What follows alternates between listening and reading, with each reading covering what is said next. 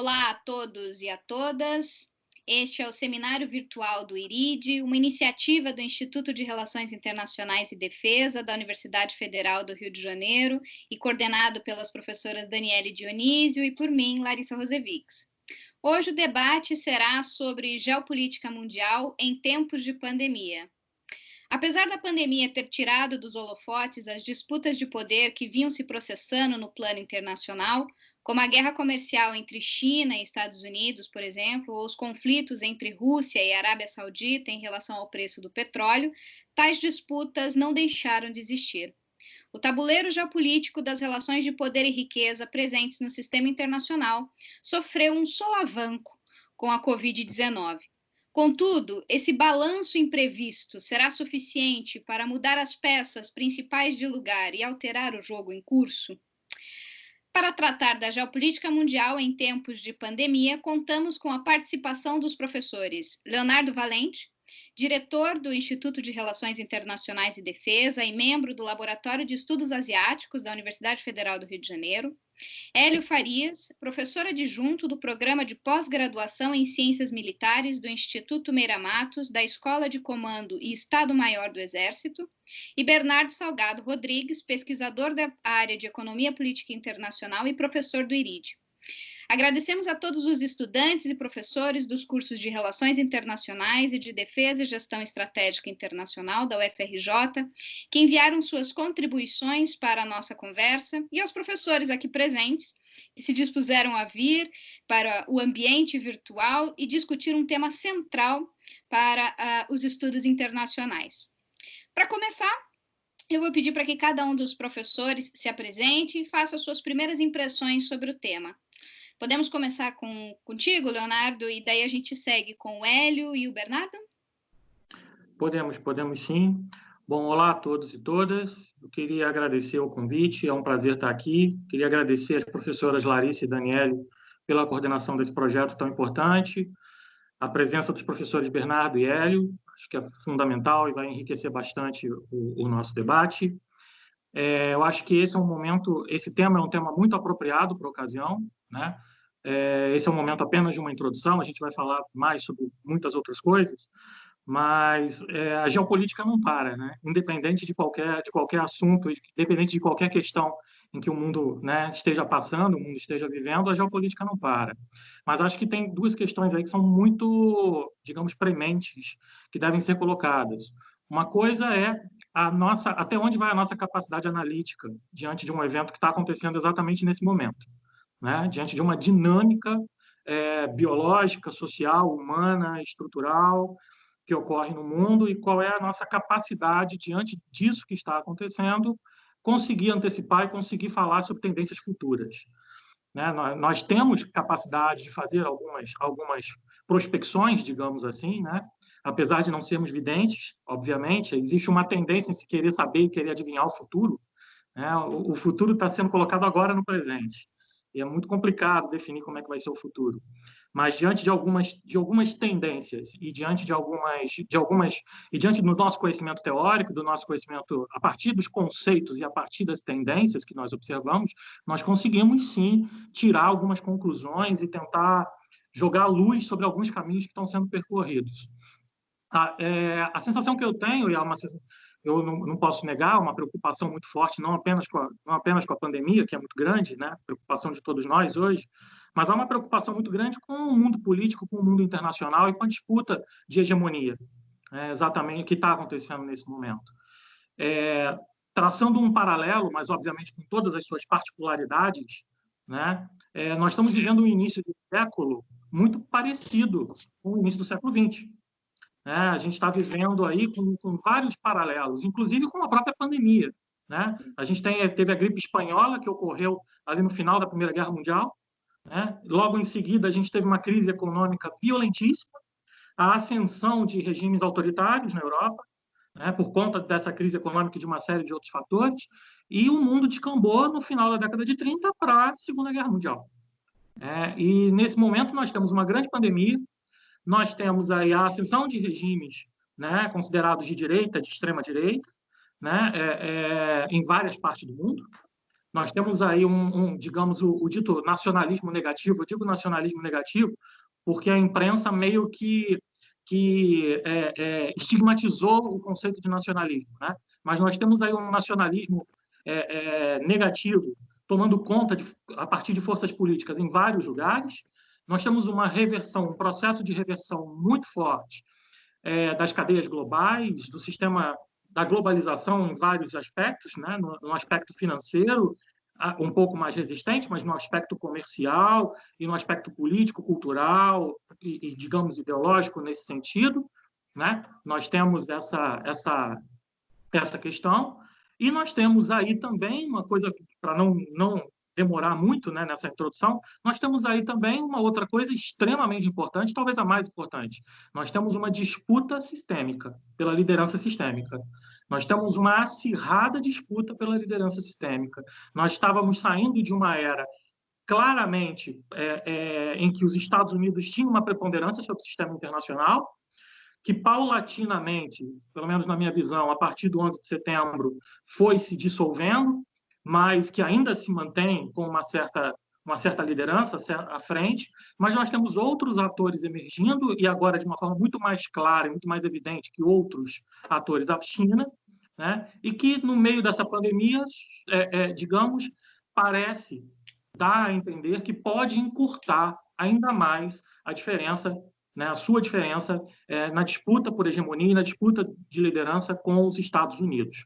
Então, nós temos aí todos esses fatores contribuindo juntos num sistema que me parece extremamente delicado, com um potencial conflitivo muito grave, muito grande, e com emergências de várias ordens acontecendo simultaneamente.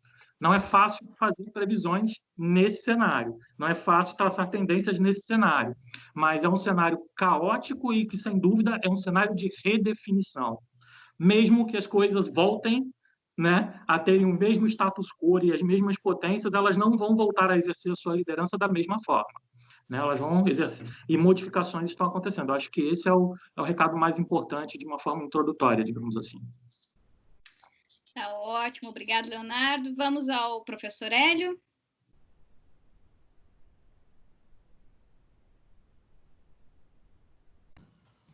Olá, boa tarde a todos. Primeiramente, agradeço fortemente ao convite e essa oportunidade de diálogo com os colegas, a você, Larissa, pela coordenação dessa importante iniciativa, ao colega de longa data, Bernardo Salgado, e ao professor Leonardo Valente. Sem dúvida nenhuma, a discussão a respeito do tema é salutar. Sou professor do Instituto Meira Matos, né, do Programa de Pós-Graduação em Ciências Militares da ICEME, e temos uma preocupação grandiosa com a temática. E dentre os nossos núcleos existe o Observatório Militar da Praia Vermelha, e uma área que eu coordeno, que é de Geopolítica e Defesa, e tem exatamente entre as missões buscar avaliar os efeitos da pandemia na ordem internacional, e em especial seus impactos na defesa. Então é uma conversa que me interessa muito, dialogar com os colegas e pensar, né, os cenários que se desdobram. Acredito que o professor Leonardo Valente foi extremamente feliz no quadro que pintou.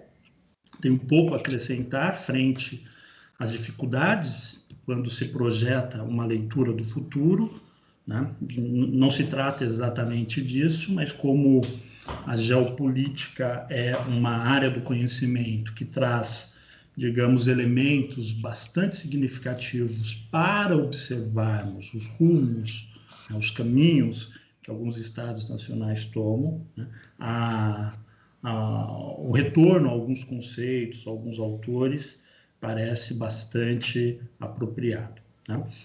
Bom, a pandemia ela é o assunto, né, que governa a todos, dado o seu impacto, seja biológico, sanitário, seu impacto financeiro, econômico, comportamental, social, político, como bem aqui citado, e nos cabe aqui tecer algumas considerações a respeito da geopolítica. A geopolítica, ela tem uma especificidade, né? Ela é bastante, digamos, lenta, né? Tem transformações muito lentas, né? Ela dá uma capacidade de leitura, sobretudo quando se fala em política externa, a partir de macromovimentos. Então, é muito difícil, né, você, no presente, pensar transformações dessa monta. Acredito que parte significativa do que buscarei argumentar aqui vem de tendências em curso, né, que a pandemia basicamente acentua, né, muitos dos processos. Nesse sentido, é bastante interessante que este momento, a pandemia é uma espécie de uma lupa. Acho que essa metáfora é bastante interessante, uma lupa. Ela, por onde passa, pelos estados nacionais, sociedades, ela escancara um conjunto de vulnerabilidades. E neste momento existe, está patente, uma brutal assimetria de capacidades produtivas, capacidades nacionais de defesa dos estados. Bom, não é algo novo. Estava uma tendência em curso, um processo, que exatamente questionava essas assimetrias, ou essa perda de capacidade, sobretudo produtiva, de diversos estados, para usar um termo, ocidentais, né? Países europeus, em especial os Estados Unidos, e por que não pensarmos no Brasil, né? Então, muitas políticas buscavam recrudescer essa capacidade produtiva nacional, em especial nos Estados Unidos, com o Obama, mas mais assertivamente com o Trump, entre 2016 e 2017, um conjunto de políticas, a começar pela estratégia nacional, a estratégia de segurança nacional americana, apontava como a desindustrialização norte-americana impactava fortemente as demandas ou os requerimentos estratégicos das suas forças armadas. E vulnerabilizava o conjunto da nação. Bom, a pandemia veio e escancarou, né, a incapacidade de muitos estados em ofertarem à sua população requisitos mínimos de segurança, né, e defesa por extensão.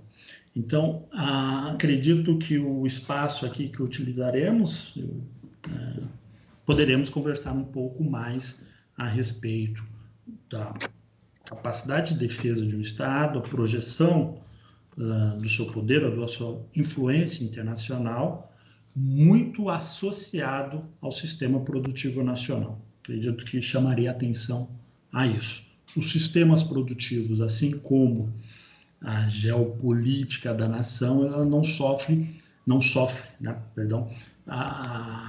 transformações abruptas, são lentas, como nos ensinou, por exemplo, as observações do Mackinder. É um movimento lento que nos interessa, e esse movimento lento, sendo bem lido, é revelador de muitas tendências futuras. Muito obrigada, Hélio. Professor Bernardo. Boa tarde a todos. Gostaria de agradecer imensamente ao convite que me foi realizado. Gostaria de agradecer também a presença de duas referências teóricas para mim, três no caso, a Larissa também, mas os debatedores são duas referências teóricas e eu me sinto imensamente honrado de estar participando desse seminário. E acredito que por eu ser o terceiro a falar, fica até um pouco mais complicado, porque a introdução já foi realmente muito bem realizada pelos dois companheiros anteriores. Vou só ratificar e frisar alguns dos pontos que já foram delineados. O primeiro deles é que, na minha visão, a gente vai levar anos para realmente fazer uma avaliação das consequências geopolíticas da pandemia. E aí, ratificando e retomando o próprio caráter lento da geopolítica que o professor Hélio afirmou anteriormente. A gente está inabilitado na atual conjuntura para responder algumas das questões, alguns dos questionamentos a serem levantados durante o seminário.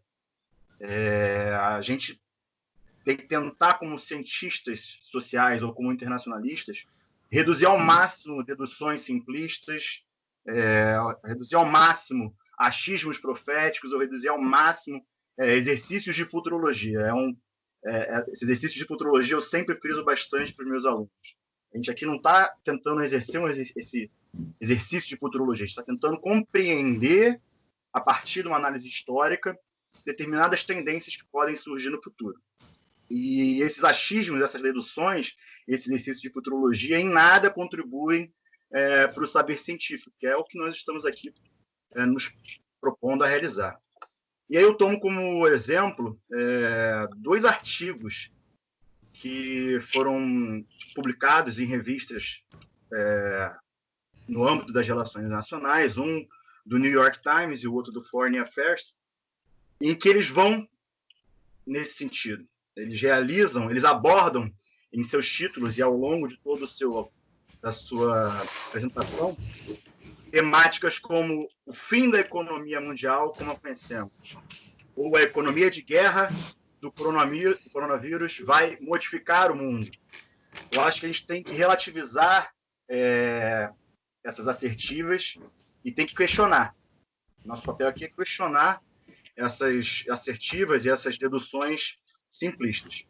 A gente tem que, sim, e retomando até mesmo o ponto que o próprio professor Leonardo comentou, a gente tem que estar ancorado em métodos histórico-dedutivos, em métodos empírico-dedutivos, né, com a finalidade de buscar algumas percepções, algumas tendências, e elas lastreadas pela história, pelo conhecimento histórico, lastreado pelos procedimentos humanos e sociais e pelo processo de acumulação de poder e riqueza no sistema internacional. E aí eu ratifico que a minha intervenção vai partir de uma perspectiva desses assuntos globais, da geopolítica mundial, sob uma dinâmica multipolar, visualizando o sistema internacional como um sistema multipolar.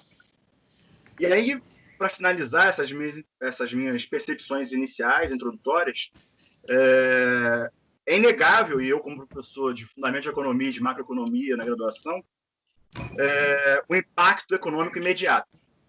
Esse é um impacto que a gente tem que estar visualizando. Esse impacto econômico ele é imediato. Diferente dos impactos geopolíticos, o impacto econômico ele é imediato. E ele é equivalente aos tempos de guerra.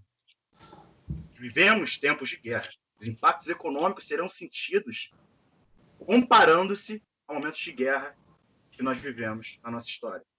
E enquanto a atual crise está sendo provocada por um fator que, em certo sentido, ele não obedece às leis da economia capitalista, mesmo que nesse sentido ela possa provocar um estrago econômico, social, equivalente ao das crises financeiras que tivemos, uma no século XX, outra até mesmo mais recentemente no século XXI, como a crise financeira de 1929 e a crise financeira de 2008, a gente tem que ter uma certa parcimônia. Na minha visão, ao perceber e ao afirmar que a Covid-19, assim como outras experiências de pandemias que ocorreram ao longo da história e que tiveram um caráter extremamente letal também, que irá provocar grandes rupturas ou grandes inflexões históricas. Eu acho que a gente tem que ter um pouco mais de freio, pé no freio, e tentar visualizar, a partir de uma perspectiva histórica, quais são os delineamentos que a gente pode estar fazendo para o futuro no tempo presente.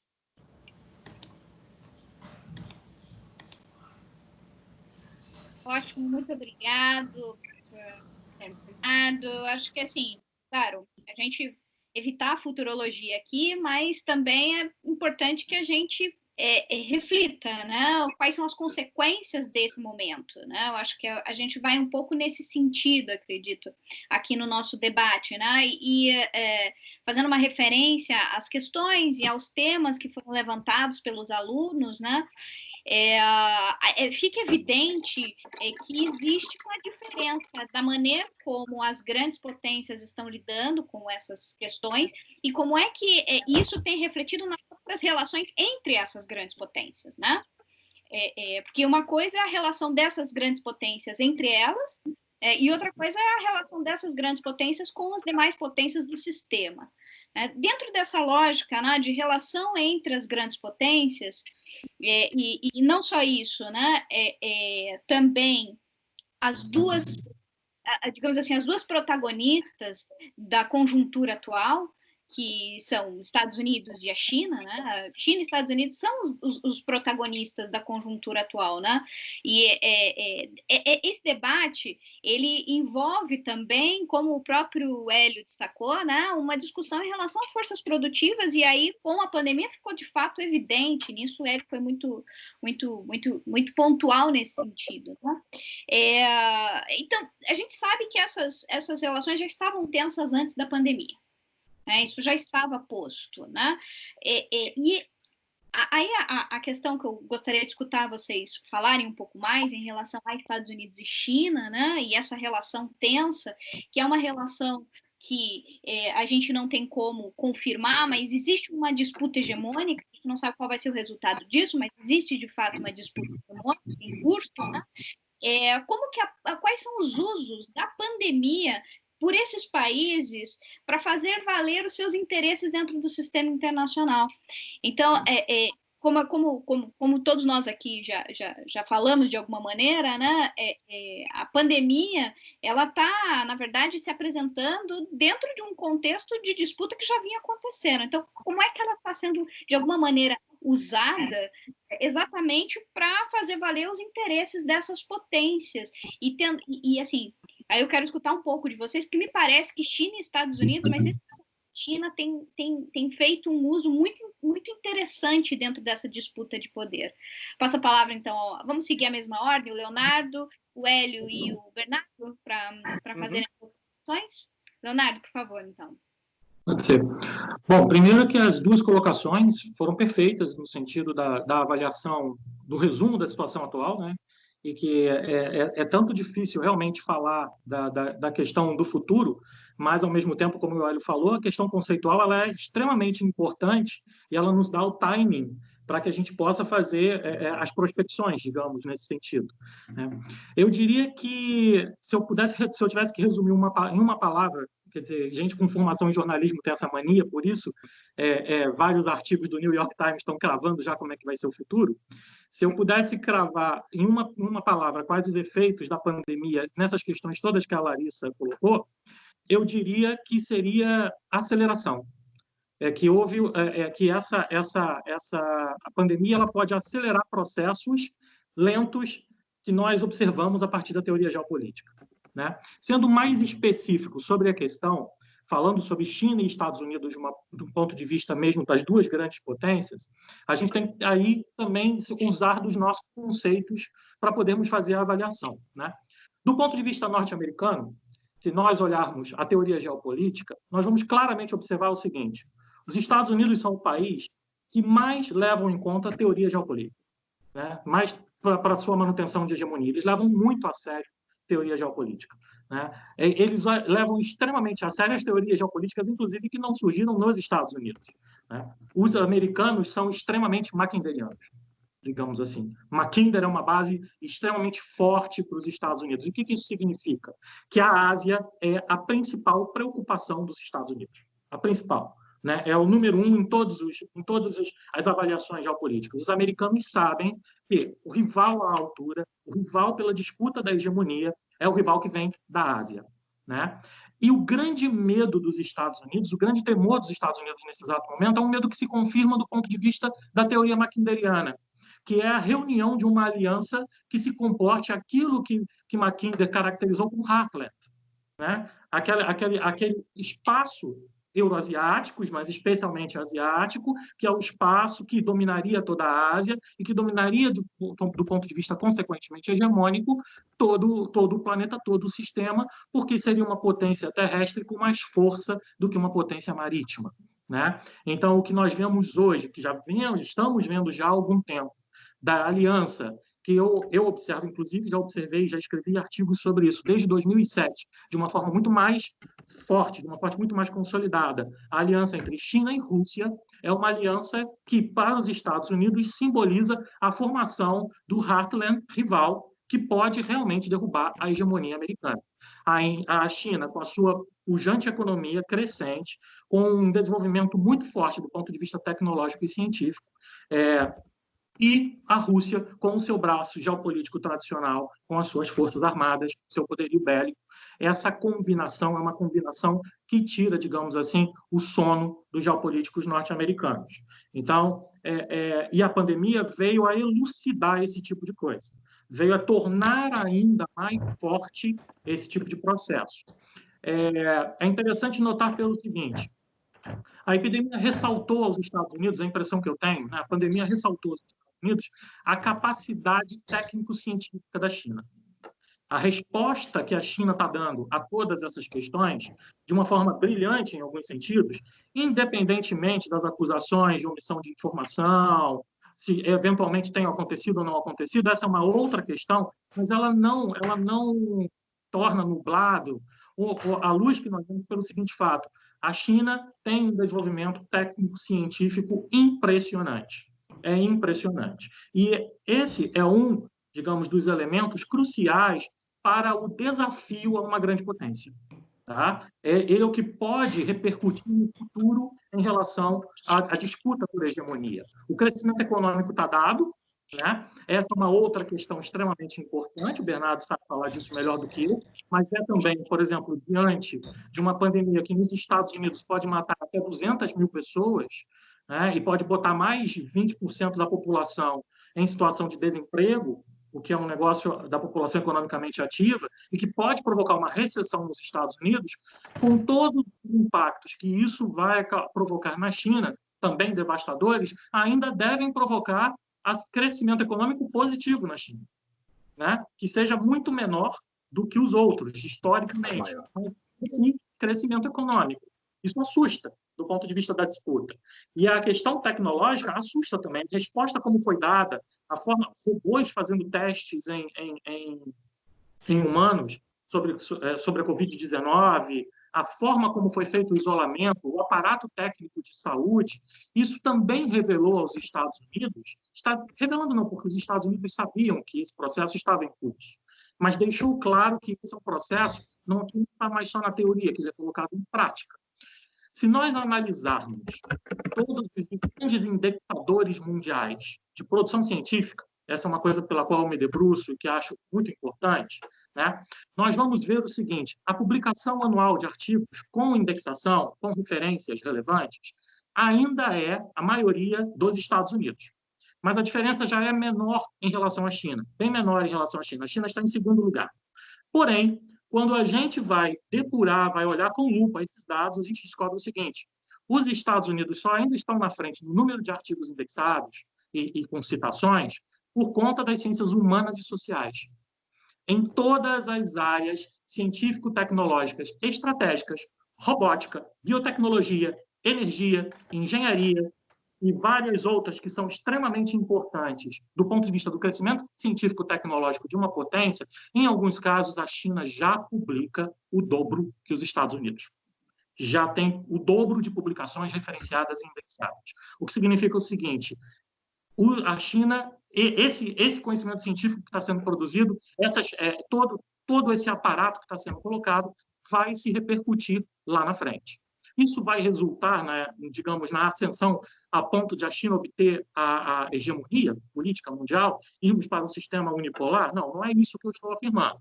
Tá? Mas é muito interessante a gente analisar como essa questão fica muito clara com essa pandemia, porque, do ponto de vista estratégico, o que a gente vê é a China traduzindo esse conteúdo que ela tem produzido em medidas práticas. Não nos esqueçamos que o país só teve mas teve 3 mil mortes por conta da Covid-19 e, por enquanto, a previsão para os Estados Unidos ultrapassa os 100 mil, né? Nós já tivemos em um único dia nos Estados Unidos mais mortes do que em toda a China até agora. Os Estados Unidos estão morrendo entre 4 e 5 mil pessoas por dia, né? E isso tem um impacto sobre a grande potência. Existe uma discussão, né, dentro dos Estados Unidos sobre como reagir geopoliticamente, como reagir politicamente a essa ascensão. né? E se eu disse exatamente de que os Estados Unidos são mackinderianos, a grande preocupação, né, é justamente o que sai da Ásia, e já está claro, absolutamente claro, que a China é quem está saindo da Ásia e que a aliança sino-russa, que foi, curiosamente, usando a história, como o Bernardo falou, que é extremamente importante, foi a grande aliança que os Estados Unidos evitaram que acontecesse durante a Guerra Fria, né? e que ajudou em muito os Estados Unidos nessa disputa bipolar durante a Guerra Fria. Lembro a vocês também que qualquer questão asiática era considerada, justamente por causa das teorias geopolíticas, crucial, e que fizeram os Estados Unidos entrarem em duas guerras, entre elas o Vietnã, né? Que era para justamente a tentativa de manutenção desse balance favorável dentro do continente asiático. Então, se os Estados Unidos têm essa enorme preocupação com as teorias mackinderianas, digamos, com a ascensão do que vem da Ásia, a gente também tem observado, e acho que a pandemia vai acelerar esse processo, a gente tem observado também, digamos, o cumprimento do que falava. Os Estados Unidos estão se voltando também para suas linhas de contenção.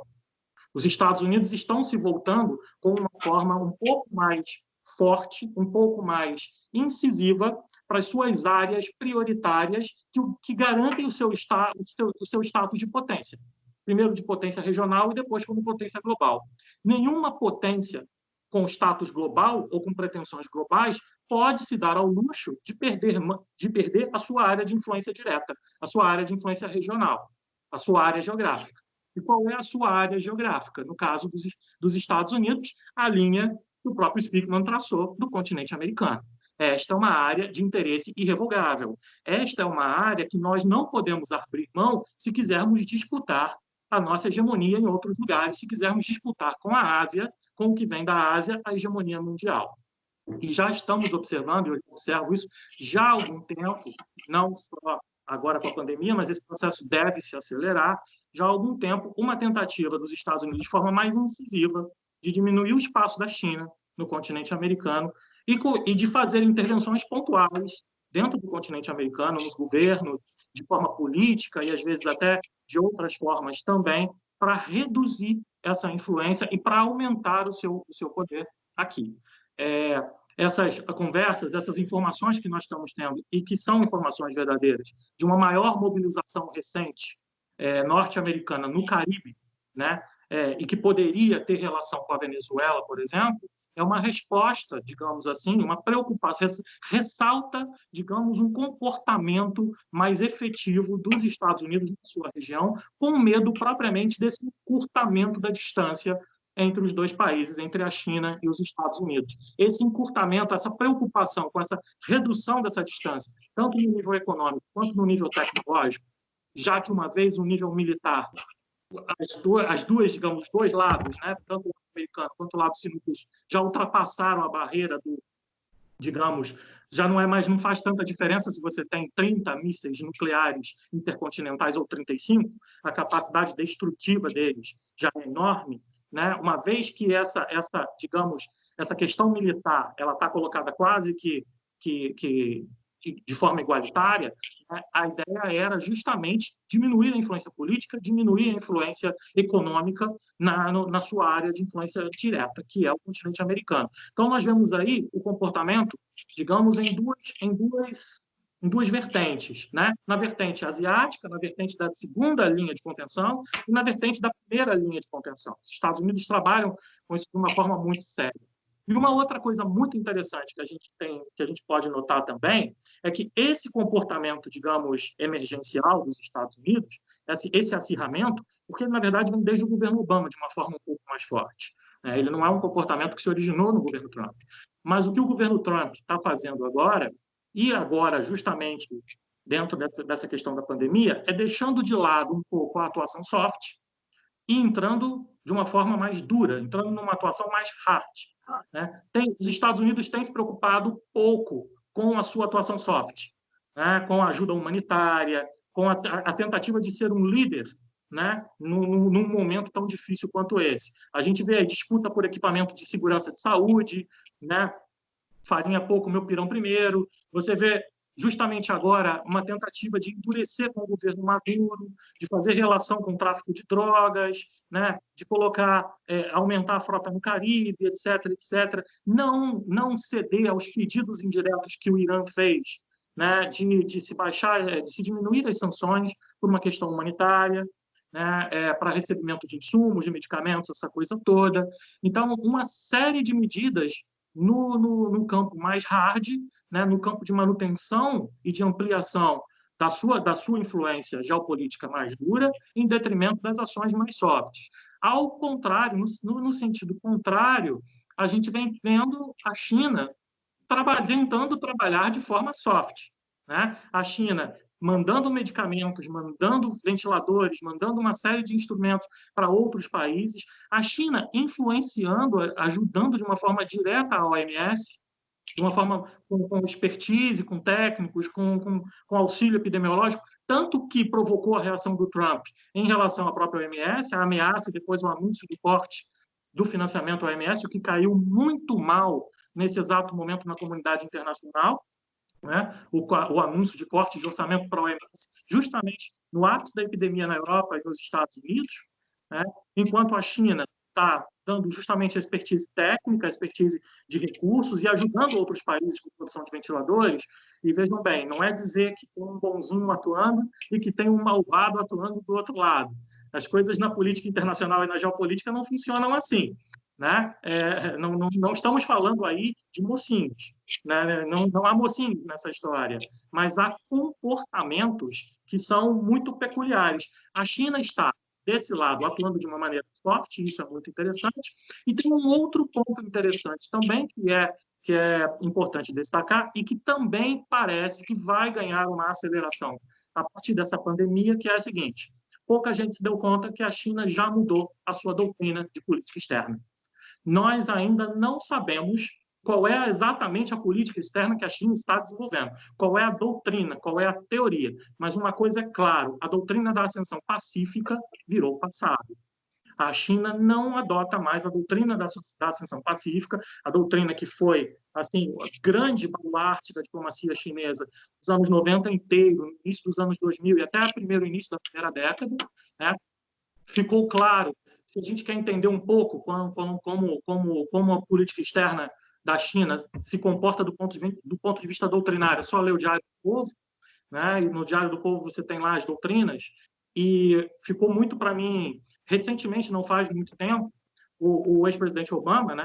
Ele exaltou a China a manter a doutrina da ascensão pacífica. No meio dessa confusão toda, o Obama, em um editorial, exaltou a China. A China deve manter a doutrina da ascensão pacífica. Era um recado claro para os chineses: olha, devem assumir a sua responsabilidade perante o sistema internacional. E a resposta do governo chinês no Diário do Povo foi a seguinte: caro presidente Obama, uma potência, quando é potência, ela não se diz que é potência, ela não fica defendendo para ninguém que ela é potência. Uma potência exerce o poder de potência. E a China é uma potência. Ou seja, isso é uma mudança clara, né? É uma mudança, a entrega de medicamentos, de aparelhos em outras regiões, o envio de ajuda, mostram uma mudança de um comportamento que era milenar na China, que era o comportamento de não influenciar em outras regiões que não fosse a sua área direta de influência. Pela primeira vez na história, a gente vê a China de uma forma muito mais agressiva, né? Muito mais agressiva nesse contexto, buscando espaços geopolíticos nesse contexto, transformando, por exemplo, a Venezuela, do ponto de vista geopolítico, numa compensação em relação a Taiwan, né? A ideia era justamente essa: não é desenvolver a Venezuela, não é exatamente promover qualquer tipo, sim desenvolver a partir do momento em que se pode utilizar a Venezuela como um contraponto nas negociações em relação a Taiwan, né? Por isso que alguns geopolíticos, alguns estudiosos apontam a Venezuela nesse momento como uma nova Cuba. A nova Cuba não no sentido ideológico, não no sentido político, conceitual da coisa, mas no sentido geopolítico, né? De que é um entrave, um verdadeiro entrave na área de influência direta norte-americana. E o que a gente observa com essa pandemia é que esses processos estão em ebulição. É como se a água tivesse esquentado um pouco mais, né, como todos esses processos que já estavam em curso há um bom tempo, eles ganhassem uma nova temperatura. É claro que vai precisar de tempo, de decorrer da história, para que isso, né, se tome uma direção. Mas o fator inusitado do quem vai perder o quê com toda essa pandemia, como as economias vão reagir, como os Estados Unidos vai reagir internamente nessa questão, politicamente, né? Todas essas questões, elas vão fazer uma diferença enorme na condução desses processos daqui para frente. Mas os fundamentos estão postos. Os fundamentos, nós podemos entender conceitualmente, podemos entender pela teoria, as movimentações, né? Os interesses. Há uma movimentação clara de expansão e de aumento da influência de um lado, e há um movimento claro de contenção desse movimento a todo custo do outro lado, né? A forma e a velocidade como isso vai ser colocada é que a gente vai poder avaliar um pouco mais à frente. Mas, para finalizar, né, a nossa forma, eu acho que o que é importante para a gente também é, dentro desse contexto, dentro desse debate todo, é nós nos colocarmos como, tá, ok, mas e nós, na nossa periferia? Né? Quem somos nós e como nós devemos nos comportar diante desses movimentos, dessas placas tectônicas se mexendo? Nós estamos, né, na área de influência direta dos Estados Unidos. O Brasil tem um problema geopolítico não resolvido, né? Por mais que nós estudemos geopolítica, por mais que nós tenhamos algumas, né, e temos reflexões que foram feitas no decorrer dos anos, e não é o caso de ficar falando sobre elas aqui, agora nesse momento, nós temos um problema geopolítico sério, nós temos uma questão de identidade geopolítica muito complicada, nós ainda não nos definimos, nós não nos posicionamos claramente nesse sentido, né? Especialmente sobre a nossa relação com os Estados Unidos. Os Estados Unidos claramente dizem não há espaço no continente americano para outra potência. Não há espaço. E toda vez que isso se tornar, de alguma forma, ameaçadora, nós vamos ter que atuar. Isso é muito claro, isso não há nenhum mistério em relação a isso, né? E neste momento que nós vemos, é uma presença mais dura e menos soft dos Estados Unidos monitorando e atuando a região numa tentativa de garantir justamente essa sua área de influência. Nós, no Brasil, devemos pensar em como vamos nos comportar, deveríamos pensar, né, em como vamos nos comportar diante desse cenário, né, para não ficarmos justamente como um navio à deriva, né, indo em direção de quem faz onda, de quem faz marola. Mas, infelizmente, nesse momento, a gente tem tanta coisa interna e tantas questões para resolver que nosso posicionamento no mundo é uma das coisas que a gente realmente não discute, né? Que a gente realmente, nós preferimos um alinhamento, a política externa brasileira optou por um alinhamento, mas um alinhamento que, no meu entendimento, não é um alinhamento conceitual, não é um alinhamento reflexivo, não é um alinhamento com densidade, digamos assim, né? É um movimento de alinhamento completamente sem grandes fundamentos, né? E muito mal ajambrado, né? Não chega nem perto do realismo periférico argentino, por exemplo, né? Que pelo menos tinha conceito, pelo menos tinha como objetivo obter alguma benesse, né? Naquela relação comensalista entre o pequeno e o grande. Nós nem isso temos, né? Nós não fizemos esse tipo de coisa, mas é importante ressaltar que a gente está num momento muito delicado internacional, extremamente delicado. E nós, particularmente, estamos numa área em que qualquer movimentação pode provocar ruído grande. A gente tem que ter habilidade para lidar com isso, né? Então, acho que numa primeira rodada é isso. Obrigado, Leonardo. Hélio? Bom, boa tarde. Peço desculpas, por um momento eu precisei sair, troquei o computador, mas estou aqui novamente. Bom, bastante esclarecedoras, né, as posições do professor Leonardo. Bom, Larissa, a sua questão digamos, a grande questão, né? Como é que a gente projeta essa competição geopolítica envolvendo as grandes potências? De fato, acredito, assim como o colega Bernardo, é um mundo cada vez mais multipolar. Uma multipolaridade que envolve, no mínimo, aí, 3 grandes potências: Estados Unidos, Rússia e China. Tá? É interessante fazer um exercício breve aqui. Se voltássemos a uma discussão não importa o grande evento, mas um grande evento nos anos 2000, provavelmente colocaríamos a União Europeia. Teríamos dúvida ali da Rússia, mas certamente colocaríamos a União Europeia, Estados Unidos e China. Se voltássemos aos anos 90, muito provavelmente uma instituição internacional muito próxima ao que os teóricos da interdependência complexa punham, ou como Georg Modelsky pensava, uma instituição capaz de reger os diferentes estados nacionais, tendo ali um protagonismo, sem dúvida, dos Estados Unidos e a União Europeia. Se voltássemos aos anos 80, certamente o Japão estaria na conta. Certamente o Japão despontaria ali como uma potência do futuro.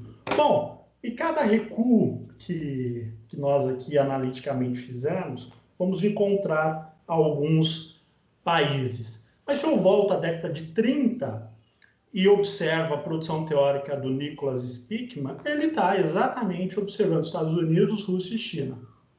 Se eu volto à discussão teórica no início do século do Mackinder, que em 1898 chamava a atenção da Inglaterra como grande fiadora do mundo, e quem tem dinheiro, libra, capacidade de controlar quem produz, não precisa se preocupar tanto com a produção, uma vez que controla a mente do sistema. Esse é o Mackinder de 1898. O Mackinder de 1904, que todos nós conhecemos bem, pivô geográfico da história, não está desconsiderando tanto a questão produtiva e está exatamente propondo ali à Inglaterra não só o controle da capacidade financeira, mas de um poder bélico, de uma capacidade produtiva capaz de secar aquele Estado que expandia fortemente as suas fronteiras, que era a Rússia, né? Então, observa-se na produção teórica do Mackinder essa inflexão. Bom, faço esse exercício para exatamente tentar encontrar nesses movimentos lentos, né, do ajustamento de poder entre as potências, em especial Rússia, Estados Unidos e China, tentar aí traçar algumas tendências, né, alguns elementos como a gente pode pensar essa competição geopolítica para o futuro. O que se desdobra lá, que ordem essa competição vai gerar, é digamos, muito difícil, né? Mas temos aqui alguns elementos. O primeiro, se a gente divide aí, pelo menos em uma questão imediata, né, a capacidade imediata de responder à pandemia, que ainda requer bastante conhecimento para entendermos a sua profundidade, a sua capilaridade, enfim.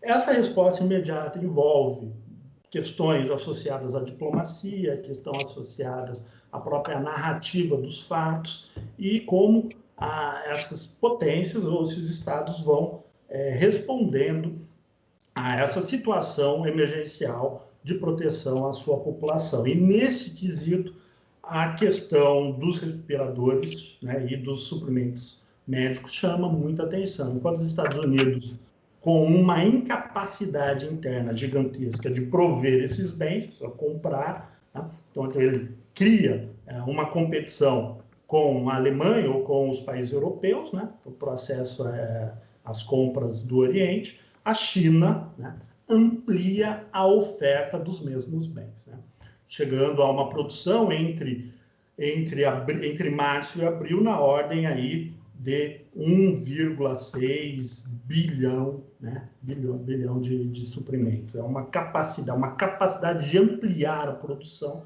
que não encontra paralelo. Algo muito significativo isso, né? Isso requer dos diferentes estados, né, uma diplomacia muito ativa, uma sagacidade, uma capacidade de responder muito ativamente. Bom, isso pincelando, né, algo de uma conjuntura imediata. E também essa pandemia trazendo um aspecto muito crítico, né, do chamado processo de globalização, como é que ele se espalhou pelos diferentes países. Na década de 90, era muito comum a crítica muito sagaz, por exemplo, do Milton Santos, na geografia, ele chamava a atenção que a globalização ela não inclui estados, mas determinados territórios, né? Ela é sempre seletiva, é uma lógica reticular. Isso é muito, digamos, didático para pensarmos as pandemias. Vai ocupando as cidades mais integradas a esse sistema internacional, o que o Milton Santos, na década de 90, chamava espaços luminosos, né? São os espaços da globalização. Só que esses espaços da globalização, em seus estados nacionais, se expandem, né? Então, ela é uma verticalidade, chega em São Paulo, em Nova York, mas se espalha pelo território, né? É uma desigualdade na própria distribuição da epidemia. Bom, que resulta de um processo de globalização em curso, bastante criticado, né, no passado e atualmente. Feita essa, digamos, observação imediata, temos as questões conjunturais, que o Bernardo muito bem frisou, como os estados respondem a uma crise monumental do ponto de vista da oferta, né? Oferta, para pensar exatamente suprimentos básicos, econômicos, trabalho, enfim, a logística de distribuição do sistema produtivo nacional, porque a resposta à pandemia, diferente de uma crise econômica comum, é a recessão, a inibição da atividade produtiva é um elemento de combate à pandemia. Então, isso cria um impacto econômico vastíssimo e que estados vão responder ao longo do tempo de maneiras distintas. Essas respostas, seja a política monetária, seja a política fiscal, né, dão aí um quadro conjuntural, uma conjuntura até de certa forma alargada. Mas a questão que nos interessa aqui, para um debate pensando as transformações do poder internacional, é uma dimensão estrutural. Tá? Mediante política fiscal e monetária, muito difícil você reconstrói uma capacidade produtiva, ela requer um período maior. Né? A formação bruta de capital fixo requer investimento, mais formação de mão de obra, né? Políticas que expandem. Bom, alguns dados interessantes, né? Se a gente, e de fato, não considera nos Estados Unidos a crise dos respiradores, a crise associada a pouca mão de obra, né, a poucos profissionais da área médica capazes de atender a demanda populacional, e os Estados Unidos flexibilizaram exatamente os vistos para a aquisição, para a contratação desses profissionais no exterior, e os Estados Unidos fizeram, né, a lei de produção de defesa, exatamente via o Executivo Federal, conseguir que empresas produzam a demanda emergencial do país, uma lei de guerra. Bom, esses dados eles não são isolados quando se analisa os documentos estratégicos norte-americanos, em especial a estratégia de segurança nacional dos Estados Unidos de 2017, que é um ponto de inflexão. É uma estratégia que coloca a questão de defesa norte-americana diferente dos anos anteriores, que davam um peso especial à cadeia de suprimentos internacionalizada e colocava no leque de segurança norte-americano um conjunto de estados nacionais, né? Seja os 5, digamos, da base orgânica de defesa norte-americana, a Inglaterra, o Canadá, a Nova Zelândia, a Austrália, os próprios Estados Unidos e outros, né, que são fornecedores. A estratégia de 2017 exatamente demonstra o conjunto das vulnerabilidades do conjunto da economia norte-americana derivado do histórico processo de desindustrialização.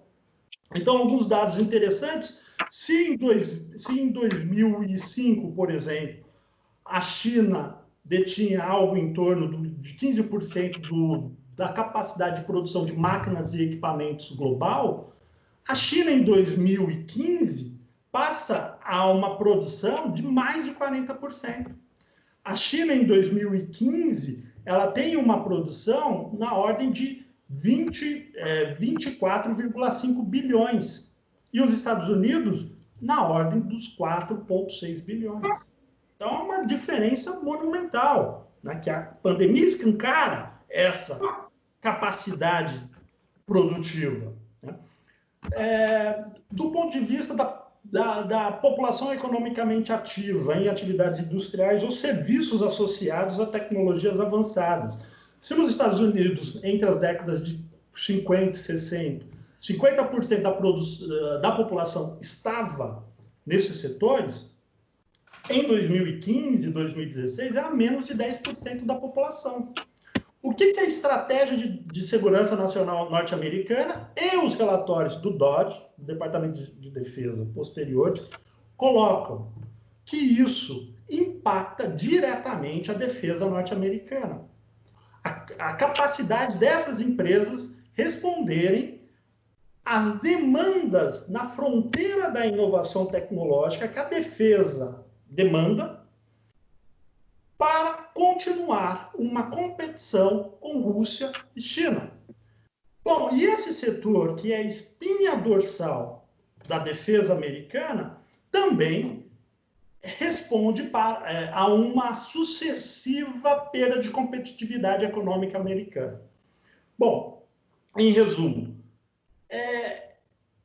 a estratégia de segurança norte-americana vai, inclusive, colocar a área de ensino, o ensino de ciências, o ensino de matemática, o ensino de ciência e tecnologia, como segurança nacional, porque a redução da produção industrial resultou em um déficit de formação de profissionais qualificados nos Estados Unidos. Bom, o que 2017 coloca? Esses apontamentos e um conjunto de políticas protecionistas, vou utilizar esse termo, para recompor a capacidade de produção, de inovações e de desequilíbrio de poder favorável aos Estados Unidos. O que a pandemia faz? Escancara isso. Eu acho que acentua. Haverá uma radicalização dessas políticas, né, que já estavam em curso. Como, no caso chinês, poderíamos falar da sua estratégia de 2015, mas em especial a política de defesa chinesa, recém-publicada, que coloca, né, a questão da aquisição de tecnologia, sobretudo tecnologias de comunicação, né, essa fronteira como essencial à projeção dos interesses chineses.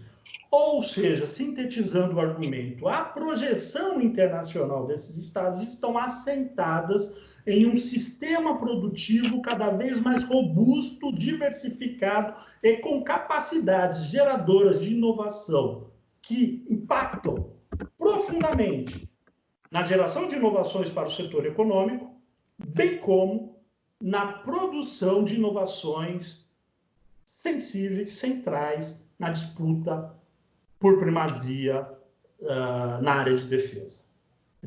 Essa simbiose ela está cada vez mais presente. Desse ponto de vista, vejo, sem dúvida nenhuma, um descolamento da ideia dos Estados Unidos pós-Segunda Guerra Mundial. A ideia que alimentou muitas teorias nas relações internacionais e nas outras áreas correlatas, da hegemonia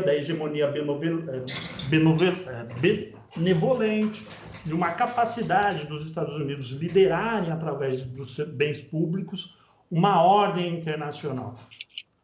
O que parece que assistiremos daqui para frente é cada vez mais uma característica imperial, uma característica de, primeiro, a defesa do conjunto dos interesses norte-americanos, depois, né, uma ordem internacional muito mais tributária, muito mais subordinada do que corresponsável. O movimento russo parece no mesmo sentido, seja em virtude das transformações no aparato de defesa desde 2008, por conta da guerra da Geórgia e das vulnerabilidades ali identificadas, né? Sobretudo com a recuperação da indústria de bens de capital, indústria de bens intermediários, e em especial no caso russo, a partir de 2014, teve um conjunto de sanções Então, a Rússia vem mobilizando, remobilizando um setor industrial bastante significativo. Então, são esses apontamentos que eu vejo como essenciais a essa competição geopolítica que se apresenta, né, já em curso, e que se apresenta como uma tendência bastante significativa para os anos vindouros. É isso. Obrigado, Hélio. Bernardo? Antes de entrar nas questões que foram propostas pela professora Larissa, eu gostaria de dialogar com 4 afirmações dos professores Leonardo e Hélio. Quando vocês estavam falando, eu estava aqui pensando 1001 coisas, digitando aqui para não perder também o fio da meada. E, primeiramente, eu vou fazer um desabafo. Leonardo, você antecipou algumas das minhas conclusões, então algumas das minhas conclusões eu já posso retirar do final. Principalmente a questão da aceleração, da velocidade das transformações e a dinâmica de reconfigurações. Esse, para mim, é um ponto central. Ou seja, as transformações que já estavam em curso desde o começo do século XXI, elas se aceleram. Essa dinâmica da reconfiguração do sistema internacional, ela se acelera. Ela tende a se acelerar com a pandemia mundial. E aí, além de Mackinder, como colocou o próprio professor Hélio, eu retomo, e aí, obviamente, trazendo de volta os teóricos geopolíticos clássicos, eu retomo o Spikeman e a questão do Greenland, né, de tentar brecar o controle da zona tampão de conflitos entre poder marítimo e poder terrestre, de instaurar um poder anfíbio de expansão nessas fímbrias marítimas que contornam a grande planície central da Eurásia. Isso aí já era posto na época da Guerra Fria, no final da Segunda Guerra Mundial, que é quando o Spikeman está escrevendo, e é colocado no contexto da Guerra Fria e também colocado na conjuntura geopolítica internacional da atualidade. Essa disputa e esse controle em torno do Greenland, eles consistiram e consistem no centro nevrálgico da disputa americano-soviética, como colocado pelo professor Leonardo, durante toda a Guerra Fria e também na atualidade, agregando-se o fator China. E aí, só para pegar como exemplo dessa peça-chave, né, do perímetro de segurança, de contenção do expansionismo na Eurásia, através da montagem de alianças militares com esses países que estão conformados naquela zona, os países anfíbios que estão conformados na zona do Greenland, a gente tem, no contexto da Guerra Fria, a criação da Organização do Tratado do Atlântico Norte, da OTAN. A gente tem a criação da Organização do Tratado do Leste Asiático, a OTAN. A gente tem a criação da Organização do Tratado Central, no centro, ou seja, todos conformando ali aquela zona do Greenland. E mais recentemente, a gente tem o Trans-Pacific Partnership e o Transatlantic Partnership, que são também, querendo ou não, buscando brecar, em certo sentido, essa expansão sino-russa. Além disso, a gente tem as disputas pelo Mar do Sul da China. E, além disso, a gente tem as possibilidades dos Estados Unidos, seja por vias geopolíticas ou por vias geoeconômicas, de impossibilitar o próprio projeto da nova Rota da Seda chinesa, que surge na década de 2010. Ou seja, uma nova reconfiguração, mas retomando aqueles escritos iniciais do Mackinder, obviamente, também do próprio Spikeman. Em segundo lugar, um segundo ponto para retomar a discussão com os professores, um outro ponto destacado pelo professor Leonardo obviamente, todos os países do mundo vão crescer menos do que estavam crescendo anteriormente. Então, todos vão crescer menos. Mas, em termos comparativos, a China vai crescer mais que todos os países desenvolvidos do mundo. Ela não vai crescer a taxas de 7%, de 6%. Vai crescer 2%. Mas qual país desenvolvido do mundo crescerá a taxa de 2% na atualidade? O Brasil, por exemplo, tem previsões de recessão de 5%. Ou seja, a China tem um arcabouço institucional, um projeto estratégico muito alavancado pelo Estado chinês e que possibilita que, mesmo diante de uma crise, comparada às crises de 2008, ou até piores do que as crises financeiras de 2008 e de 1929, mas ela possui essa capacidade de autoimpulsionar-se. Isso é interessante a gente visualizar. Um outro ponto também que eu queria pontuar é a hipótese, eu achei bem interessante o professor Leonardo colocando a hipótese de fim da ascensão pacífica e a entrada de uma agressividade geopolítica que não era vista anteriormente na China, antes do século XXI, no século XX, a gente não via essa agressividade geopolítica que está posta em outros tabuleiros de xadrez global. Mas, na minha visão, e eu sei que o professor Leonardo não colocou nesses termos, mas eu quero deixar bem claro essa minha visão, e acredito que ele até concorde comigo, essa finalização dessa sanção pacífica não necessariamente quer dizer o que é transformar a China no imperialismo chinês. Eu sou totalmente de acordo com essa visão. Acredito que o professor Leonardo também tem essa visão de que não é um imperialismo chinês que está surgindo. E aí é bom deixar, eu acho que é interessante deixar isso bem claro, que não há imposição de um modelo chinês. Há um modelo chinês, que obviamente pode ser copiado ou pode ser adaptado dentro das realidades nacionais de todos os países do sistema internacional, mas não há condicionalidades econômicas nas relações comerciais com a China, nas relações de investimento, nas relações de tratado de bilaterais. Como era realizado, por exemplo, pelo FMI, pelo Banco Mundial, para fornecimento de empréstimos e financiamentos. Você tinha condicionalidade. O consenso de Washington, os 10 direcionamentos do chamado consenso de Washington eram as condicionalidades econômicas colocadas. Ou seja, só tem uma imposição do governo chinês, e é uma imposição política, não é uma imposição econômica. E qual é? O conhecimento de Taiwan, como fazendo parte da China única. Isso, para mim, não é um projeto de imperialismo. Certo? E, obviamente, a China, ela propõe, eu sempre costumo dizer aos meus alunos, se o Estado não possui um planejamento estratégico, não possui um direcionamento geopolítico, se tem esse vácuo, a gente faz parte do planejamento estratégico de alguém. A gente faz parte do direcionamento, do delineamento geopolítico e geoeconômico de alguma potência. Isso fica claro. A China tem um modelo. Cabe a nós realizarmos um modelo que nos adaptemos a esse modelo chinês. Eu acho que isso é interessante para a gente pensar como América Latina. Um outro ponto destacado pelo professor é a questão da política externa brasileira. E aí eu vou ser bem crítico e bem enfático nessa política externa brasileira ridícula, para não dizer outros termos, que nós temos na atualidade. E aí, até um texto que vou fazer um jabá da revista Diálogos Internacionais aqui, eu escrevi um texto denominado Realismo Periférico Tupiniquim. Aí, quando o professor Leonardo falou realismo periférico, eu falei, vou falar um pouco também dele. Né, que, para além desse estabelecimento de um alinhamento automático e incondicional com os Estados Unidos, como era proposto na Argentina, de relações carnais com os Estados Unidos, está posto isso, relações carnais, realmente, essa PEB, essa política externa brasileira, ela realiza acordos na atualidade que incluem, vejam bem, a cessão de território nacional para lançamento de foguetes sem transferência tecnológica. Primeiro ponto. A venda de ativos nacionais estratégicos sem contrapartida social. Segundo ponto. Liberação de visto para estrangeiros sem o princípio de reciprocidade. Terceiro ponto. A incorporação na geoestratégia dos Estados Unidos sem ganhos políticos nem econômicos para o Brasil.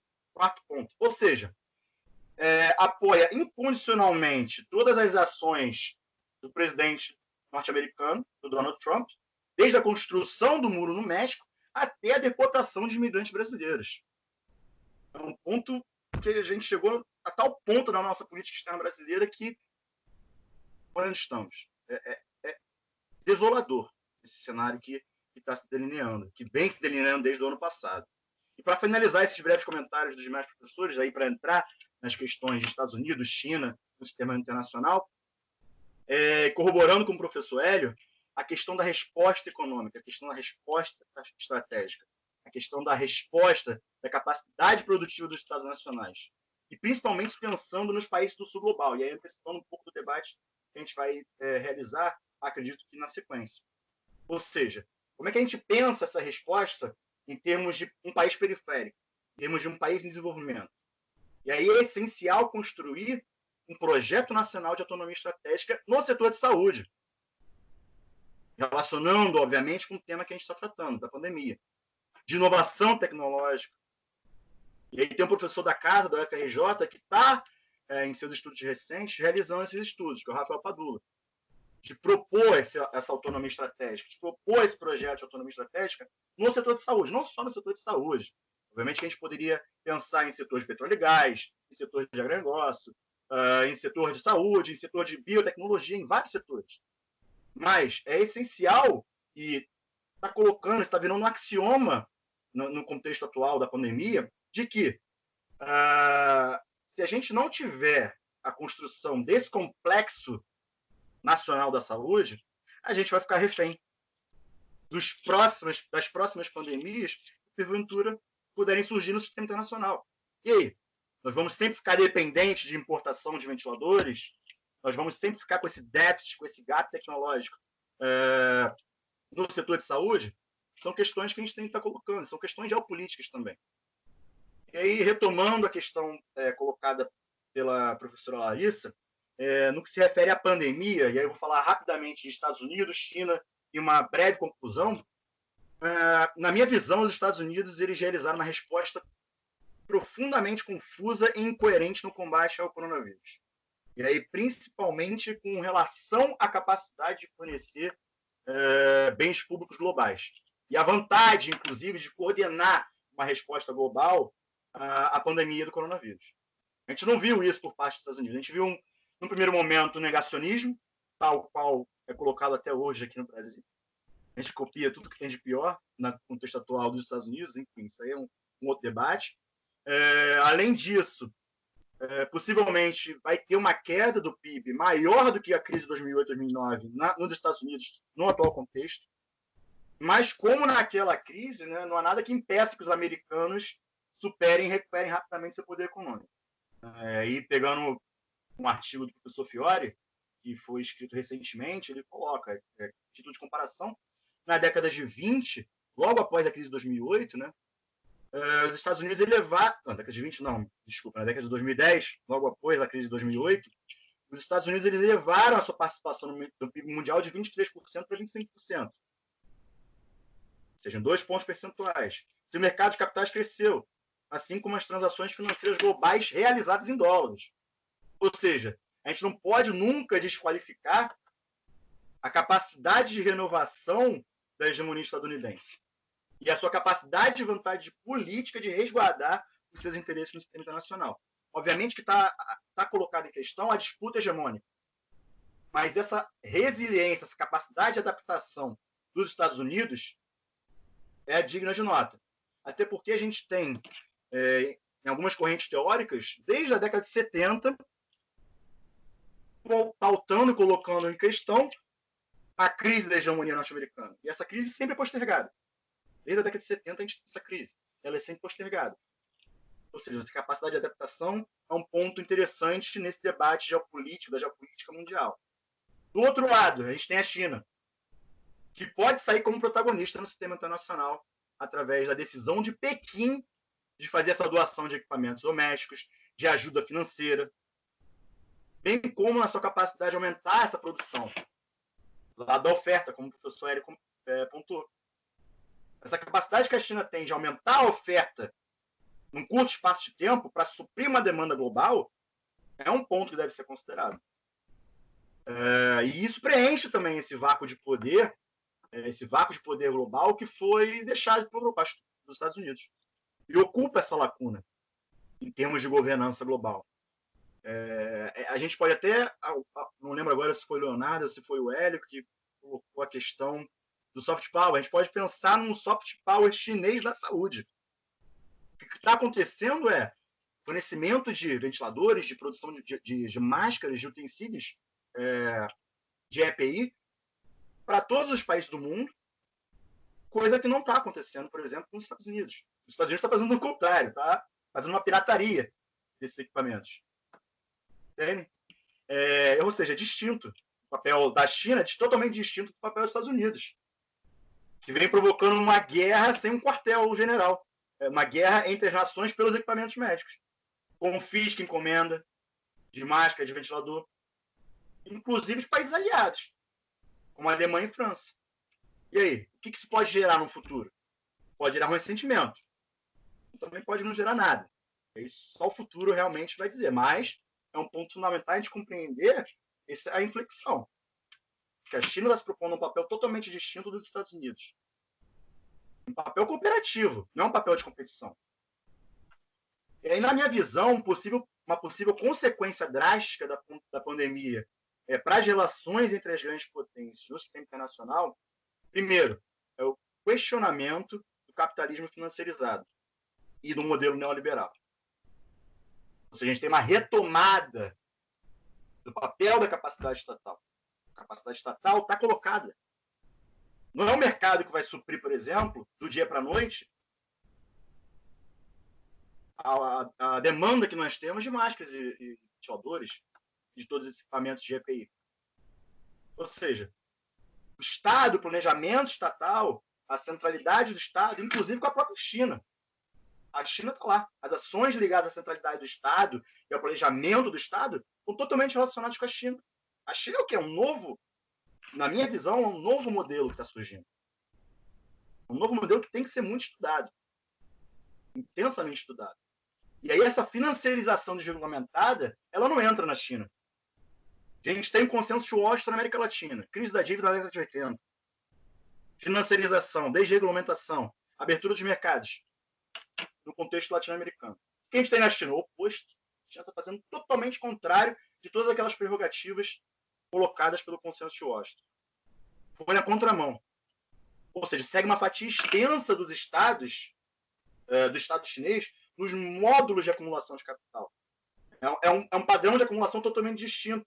Isso possibilitou e possibilita a China um controle da pandemia. O controle foi muito enfático.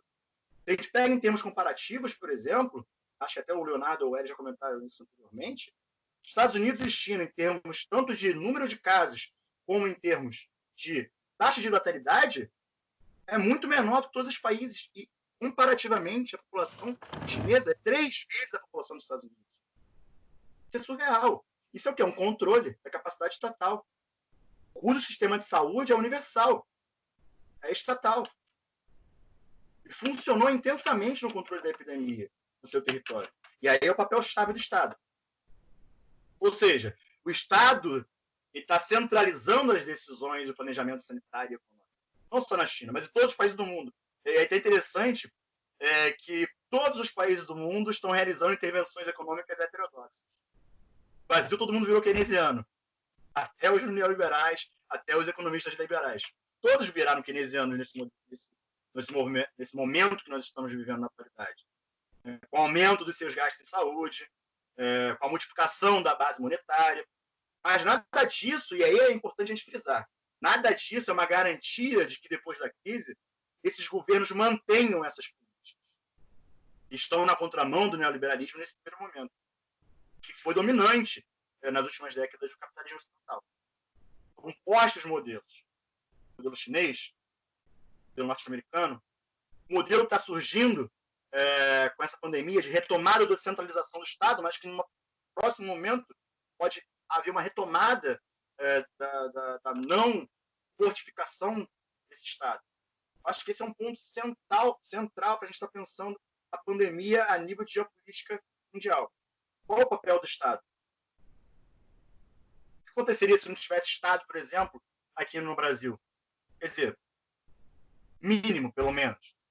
Será que a gente teria um certo controle, como a gente está tendo na atualidade, daquele alongamento da curva? Enfim, são questões que estão colocadas aí para a gente pensar a nossa realidade latino-americana, para a gente pensar a realidade brasileira, para a gente pensar a realidade do sistema internacional. Obrigado, professores. Eu acho que vocês colocaram questões que, se a gente fosse esmiuçar, a gente ia levar uns 3 seminários aqui, porque, de fato, vocês trouxeram muitas questões extremamente importantes, e por uma questão de tempo mesmo, né, para não ficar muito longo o nosso debate, eu acho que eu já vou partir, então, para as considerações finais, né? E aí, dentro dessas considerações finais, eu acho que vocês falaram um pouquinho, cada um de vocês falou de alguma maneira, né, o papel, como que isso tudo está se processando também no sul global, né? Claro que o foco principal aqui do nosso debate são as grandes potências, mas, de alguma maneira, o sul global também tem feito as suas respostas, né, a toda essa questão, né? E dentro dessa ideia de considerações finais, uma coisa que o Hélio deixou bastante claro é que a pandemia ela evidenciou uma série de questões existentes dentro desses estados, né? Dentre elas a questão da desigualdade social, né? Se a gente for ver nos Estados Unidos, hoje a letalidade é maior entre negros e latinos, o que só mostra que são, na verdade, grupos sociais economicamente mais vulneráveis, né? Então, pensando um pouco nessa questão do Sul Global, né, nas respostas que o Sul Global tem dado aos desafios impostos pela situação atual de pandemia, né? E aí eu queria que vocês, claro, dentro das considerações finais que vocês farão, vocês falem um pouquinho sobre essa janela de oportunidades. Será que a pandemia ela também tem uma janela de oportunidades para esses estados poderem se transformar internamente, mas também transformar as suas relações de poder dentro do sistema internacional? E aí, claro, o Leonardo falou muito bem da questão do Brasil, o Bernardo também citou a questão do Brasil, quer dizer, não só o Brasil, mas outros países desse sul global, como é que eles podem encontrar na pandemia uma janela de oportunidade para os seus próprios projetos e processos de desenvolvimento econômico e social. Passo a palavra, então, ao professor Leonardo.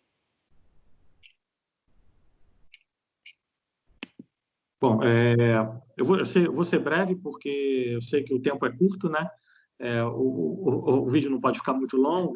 Primeiro, eu queria agradecer a todos. Foi um prazer estar aqui com vocês, dividindo essas ideias que são extremamente importantes.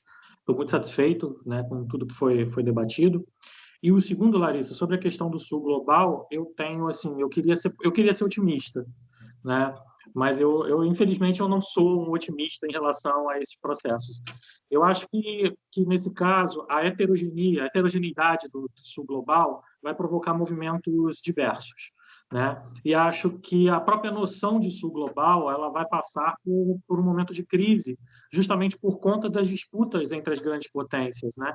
Se a gente vinha aí digamos, como os outros professores já falaram, os outros colegas, da multipolarização do sistema internacional de uma forma mais intensa, e nesse caso, nesse caminho, o próprio Sul Global chegou a emergir durante um certo momento como um ator, né, nessa multipolaridade. A tendência, o que eu observo, infelizmente, eu quero estar errado, muito errado, é que essa disputa hegemônica, digamos, entre as grandes potências vai sufocar um pouco essa participação do Sul Global no processo decisório mainstream internacional, né? Mas dentro desse próprio grupo, que é um grupo extremamente heterogêneo, eu vejo aí duas tendências. Uma vai na linha que corrobora com o que você falou, acredito que é aquilo que a gente chama de potências médias, potências intermediárias, né? E o Brasil entrando nesse contexto, são países que têm uma oportunidade, né? Com esse rompimento dessas cadeias globais produtivas, nesse exato momento, por conta da pandemia, de se voltarem, como o próprio professor Bernardo falou, né, de se voltarem estrategicamente para a produção estratégica, né, para a produção, digamos, em áreas essenciais, para que se tornem menos vulneráveis, né? Não necessariamente esses países vão fazer isso, mas eles têm essa oportunidade, eles têm essa condição de desenvolvimento desse tipo de indústria, desses tipos de serviços, tanto na área de saúde, quanto na área, né, em várias outras áreas, energia, alimentação, agronegócio, etc. Nós temos também um outro grupo enorme de países, né, que é alvo de minha preocupação enorme, que são países absolutamente vulneráveis, extremamente vulneráveis, que ainda não estão sob o efeito mais nocivo da pandemia, mas que por uma questão cronológica aí, em breve, daqui a algumas semanas, daqui a alguns meses, espero que não, mas nós devemos ver efeitos devastadores nesses países, né, países da África subsaariana, alguns países mais pobres do Caribe. Devemos ver efeitos aí absolutamente devastadores, né, da pandemia, com um número de mortes altíssimo e provavelmente um colapso socioeconômico, né, e político decorrente dessa crise muito violenta. Esses países, eles, infelizmente, entrarão numa situação de assimetria ainda maior em relação aos outros países do que estão nesse momento, com um sério risco de convulsões políticas e instabilidades e que os joguem mais fortemente nas tradicionais políticas colonialistas que nós vemos, né? Nas tradicionais políticas imperialistas e que sirvam de campo de disputa entre as grandes potências. Se já são campo de disputa, à medida que ficam mais deteriorados, mais convulsionados e com mais problemas de guiarem por conta própria os seus rumos, eles se tornam ainda mais vulneráveis ainda a essas ações, digamos, de disputas hegemônicas. Então, eu vejo esses caminhos heterogêneos. Há um grupo de países com oportunidade de mudar a sua própria história, né? Crises são sempre oportunidades, não necessariamente vão fazer isso, mas há um enorme grupo de países em que eu não vejo essa oportunidade, infelizmente.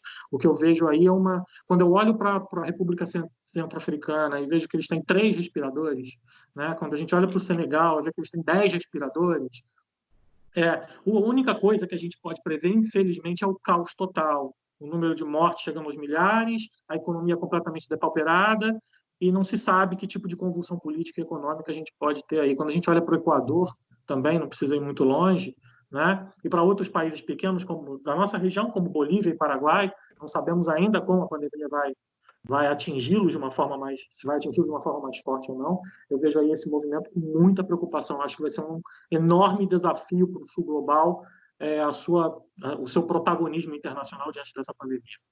Obrigado. Ótimo. Professor Hélio? Bom, agradeço fortemente a iniciativa, o convite, e, de fato, muitas questões aqui a pensar em outras e outras oportunidades, né? Retomando alguns pontos, né, que os colegas falaram, que se avizinham no futuro, né? Quanto à hegemonia norte-americana, há muita dificuldade, entretanto, nos pilares centrais, né, que estruturam, digamos, o poder internacional, os Estados Unidos se mantêm, né? Do ponto de vista do dólar, desde 2008 há uma recentralização do dólar como uma moeda de trocas internacionais. Nesta crise, a tendência parece ser a mesma. Nos movimentos de aversão ao risco, corre-se ao dólar. E as medidas econômicas, sobretudo monetárias norte-americanas, colocam no seu Banco Central, o Fed, uma capacidade limitada, né, para financiar a recuperação norte-americana e a sua atuação. Isso é um dado bastante interessante. Como também a capacidade das Forças Armadas norte-americanas ainda lideram as tecnologias, as inovações e têm uma distribuição global que é incontrastável a qualquer outro Estado, né? Por mais que venha sendo desafiada em uma posição ali ou acolá. Do mesmo modo, as grandes corporações, né, das 500 maiores, há um número significativo de norte-americanas, né, talvez ali umas 150, 130, muito próxima da China, que ascende. Eu quero dizer não que os Estados Unidos vão permanecer como a potência global inquestionável, mas ainda tem uma posição de vantagem muito significativa e a sua manutenção requer aí as respostas que dará daqui para frente, frente ao brutal endividamento global em virtude dos investimentos para a contenção da pandemia. A China, de maneira semelhante, as reservas chinesas apontam hoje algo em torno de 3 trilhões de dólares. A China também empresta na moeda americana, e isso gera uma interessante, digamos, ângulo, né? um interessante caso de análise para o futuro, né? Como China e Estados Unidos vão gerenciar com as suas políticas as chamadas dívidas da crise de 2020, né? Ou dívidas da pandemia, exatamente porque os estados terão que responder. E a maioria dos estados, a despeito de também ampliarem a emissão de moeda, só que o Banco Central do Brasil emite em reais. E se você precisar comprar kit de teste ou equipamentos para recuperação produtiva em diversos setores, que é a questão, você precisa de dólar. Então, tem o endividamento em dólar e os fornecedores globais de dólares, né, já que falei. Então, há um desafio futuro muito grande, né? Então, esse é um ponto. O ponto seguinte diz respeito à ampliação das assimetrias, né? Aquilo que busquei aqui frisar, se pudéssemos estabelecer uma espécie de tipologia das respostas nacionais, os casos dos asiáticos, China à frente, demonstram, de um lado, uma centralização no planejamento, né, no planejamento político, regimes mais autoritários, vou utilizar esse termo, que estão associados a uma capacidade produtiva enorme, né? Nesta capacidade, incluindo, né, a indústria moderna, a chamada indústria 4.0, né, utilizando-se fartamente da inteligência artificial para testagem, monitoramento dos infectados, rastreando, né, e controle. Né? Então, tem uma questão política, mas tem uma questão técnica muito significativa nesta área aqui para a gente observar como saúde. É uma pandemia, não o que se avizinha, né, o que os estudiosos da área colocam, as próximas terão comportamentos não tão distintos, o que requer, como desafio político, criar essa capacidade nacional, né, que envolve diferentes setores, colocando, inclusive, a saúde cada vez mais como um ativo fundamental à soberania dos Estados. Então, muitos países, acho que essa é a forte tendência, de terem sistemas nacionais cada vez mais autárquicos, cada vez mais voltados à autonomia estratégica em setores essenciais, né? Bom, essa construção de autonomia, né, exigindo aí políticas cada vez mais sólidas, né? Nesse sentido, é muito interessante criar uma espécie de mapa global das respostas. No caso chinês e asiático, acabei de dizer, muito assentado essa questão do planejamento centralizado. O caso norte-americano, que é especial, uma democracia liberal, uma democracia que tem uma questão interna e posicionamentos externos bastante questionáveis, mas uma democracia que apresentou, do ponto de vista produtivo, enormes vulnerabilidades, mas que já vinha há pelo menos uma década induzindo políticas para suprir essa vulnerabilidade produtiva, que impacta da competitividade econômica e impacta na capacidade de defesa, né, ou no arcabouço, na área de defesa. Então, é uma segunda resposta. Poucos países estão enquadrados, basicamente os Estados Unidos, e aí observamos o caso europeu, né? O caso europeu das sociais-democracias, o caso europeu de um movimento bastante exitoso, quando comparado com de outros estados de integração regional, que já estava em curso fortes questionamentos, a começar pela Inglaterra, Brexit, mas que agora escancaram a dificuldade de uma resposta coordenada no âmbito da União Europeia, né?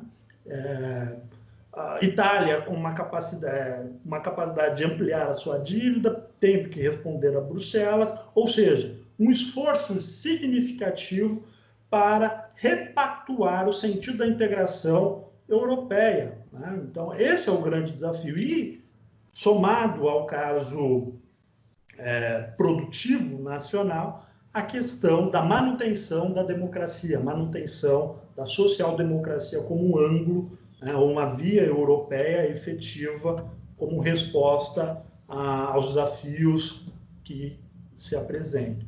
Os países periféricos, com uma quarta linha, aí há uma linhagem bem ampla, de México a Brasil, a Tailândia em especial, mas do lado, digamos, do Ocidente, né, Ocidente geográfico, não ideológico, países da América Latina com o desafio, né, de manter as suas democracias fortemente questionadas, né, manter os seus sistemas políticos com ampla participação da sociedade civil, da comunidade política, e consolidando as suas instituições. E, ao mesmo tempo, reduzir as vulnerabilidades produtivas. Acho que esse é o grande desafio que será, digamos, o que a nossa sociedade enfrentará. Como é que o Brasil volta a ampliar a sua capacidade industrial? Como é que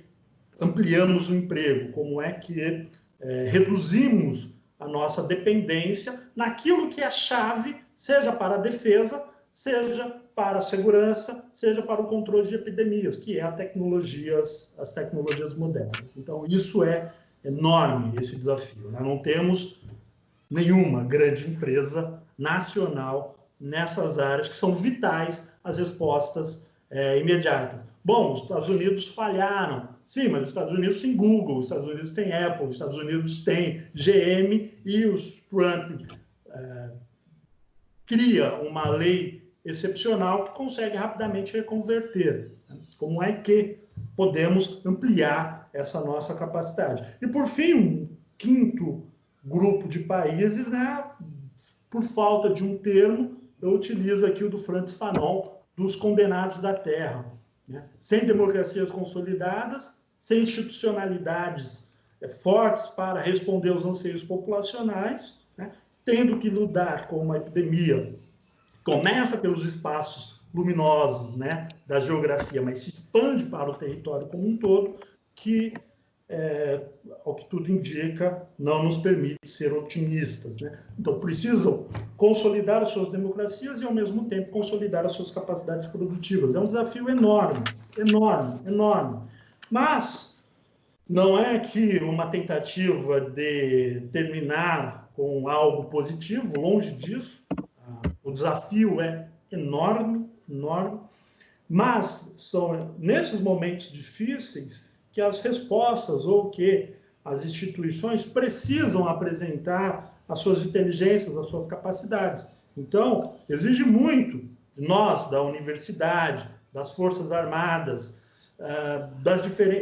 do setor de saúde nacional, combalido o sistema SUS, que foi durante muito tempo alvo deliberado de políticas de sucateamento, é um ativo fundamental para um país como o Brasil, que é continental e tropical. Então, é um país que tem dificuldades de investimentos significativos. Então, se nós conseguimos criar esse sistema, que é o SUS, então, ampla capilaridade, como é que renovamos esse SUS? Ganhamos um ativo político, né? Como a Inglaterra, ela louvou o seu sistema de saúde, quem sabe agora possamos fortalecer com essa crise o sistema de saúde SUS, que é uma pronta resposta e também um elemento de identidade nacional, um ativo da nossa soberania. Esse é um desafio que, digamos, as diferentes forças nacionais têm a apresentar, né?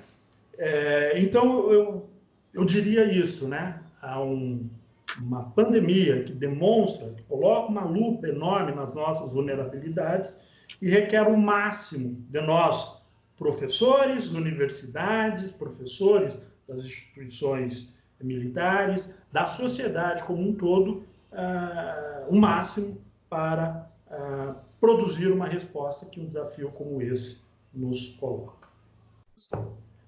Obrigada, Hélio. Então, eu vou agradecer ao professor Leonardo, que vai precisar sair agora, no final do nosso debate. Obrigado, professor Leonardo.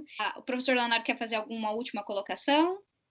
Não, eu agradeço a participação de todos, foi um prazer.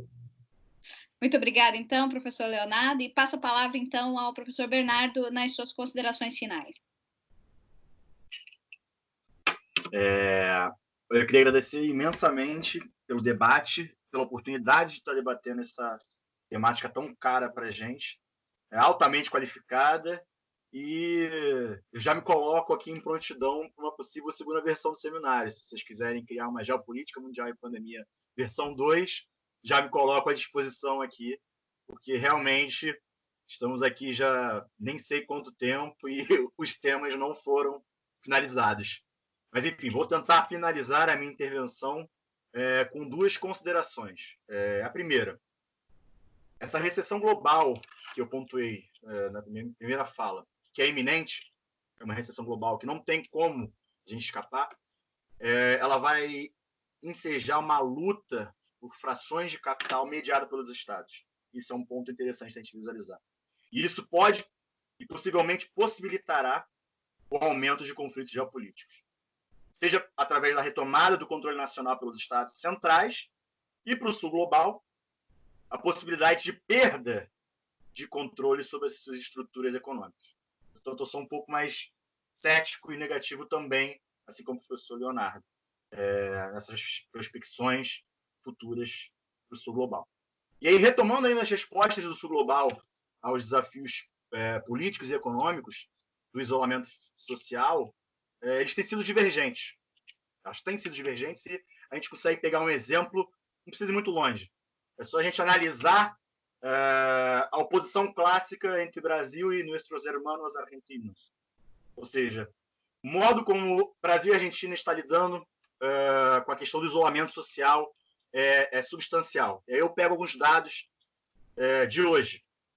Na questão do Brasil, a gente não precisa alongar muito, altamente negacionista, apresentando altas taxas do número de casos, chegando a quase 40 mil, letalidade numa média de mais de 6%.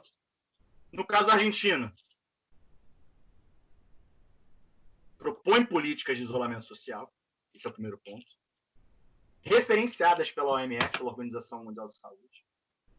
Número baixíssimo de casos, aproximadamente 3 mil casos na Argentina, e a taxa de letalidade de menos de 4,5%. E o que isso quer dizer para a gente? Que são duas situações opostas, com cenários distintos, mas que apresentam uma realidade concreta da efetividade do isolamento para o sistema de saúde, e que também demonstram a capacidade dos estados nacionais, de distintos estados nacionais, em lidarem com esse problema. O Estado argentino, na atualidade, possui um governo progressista. O Estado brasileiro, na atualidade, possui um governo, não posso falar a palavra que eu gostaria, mas um governo que preza pela minimização da atuação do Estado no direcionamento estratégico da nossa economia e de todas as questões políticas e questões de saúde que estão aí colocadas. Ou seja, como pontuou a professora Larissa, em outros termos, na década de 2020,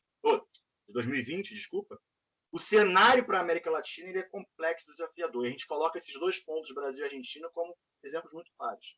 Ou seja, toda crise ela pressupõe oportunidades. Mas o proveito dessas oportunidades ele deve ser realizado a partir de planejamentos estratégicos direcionados pelo Estado.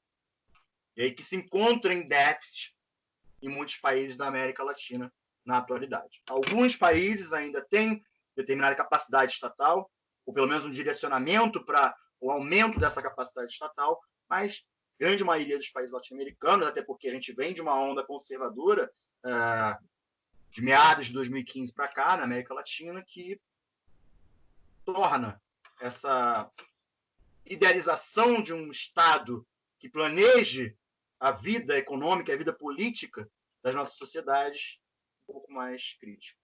O segundo ponto, para finalizar, questão do Covid-19 e os espaços geopolíticos mundiais. E aí eu vou pegar alguns dados muito claros para a gente ver esse novo panorâmica da geopolítica mundial.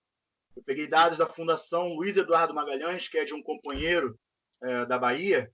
Um abraço, Diegão. Obrigado aí pelo site, e que é muito interessante a compilação e os algoritmos que estão sendo utilizados nesse site, que são atualizados diariamente.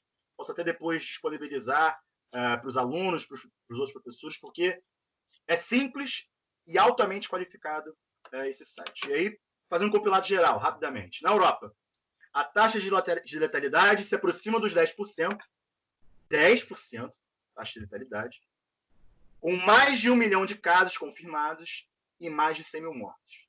Na América do Norte, que vem em seguida, com grande participação, obviamente, dos Estados Unidos. Vem em seguida da Ásia, um pouco menos de 1/3 dos casos europeus, apesar de sua maior participação em termos populacionais globais. Isso que fica bem claro.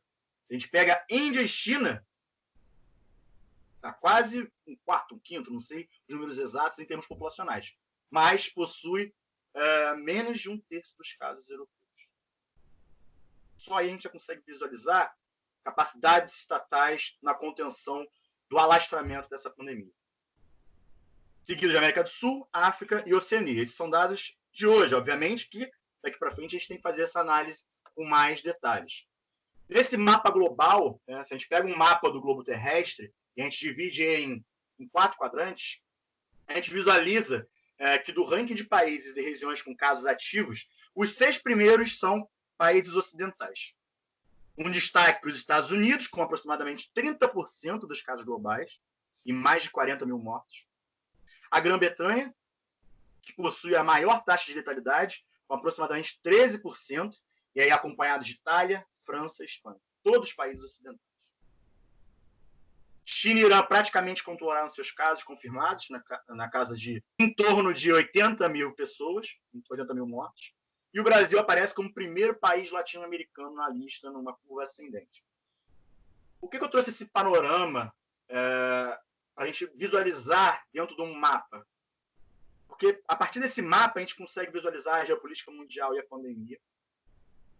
A partir desse mapa a gente consegue visualizar a devastação econômica imediata que está sendo colocada pela pandemia.